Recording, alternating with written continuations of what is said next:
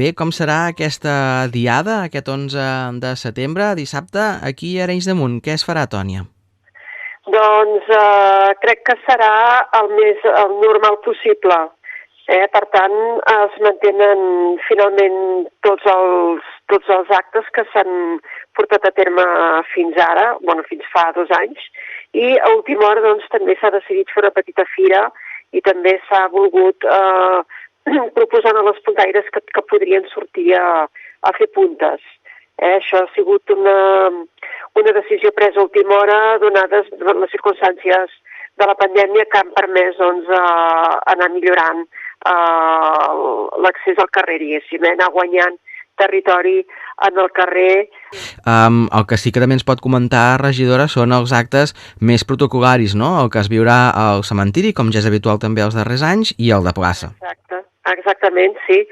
Començarem a les 10 del matí anant al cementiri a fer una ofrena floral en homenatge als defensors de Catalunya i llavors inicialment doncs eren molt poquets, era el consistori i els partits polítics, però cada vegada s'hi van afegint més entitats socials del poble. Per tant, doncs, des d'aquí també faig una crida a que no és un acte tancat, sinó que tothom qui vulgui que pugui pujar a fer aquesta ofrena.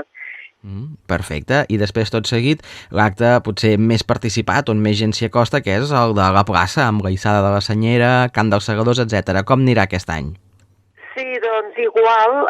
També incorporem com a novetat, que ja va ser l'any passat, la ballada de l'Esbart, que ballarà la Santa Espina, i doncs hi haurà l'hissada de la senyera amb la Santa Espina, i es llegirà el manifest, i es cantarà l'himne nacional, hi haurà les sardanes, com cada any, i després finalment obsequiarem a la puntaire de més edat, que també és una tradició que ja fa molts anys que es fa i que volem mantenir.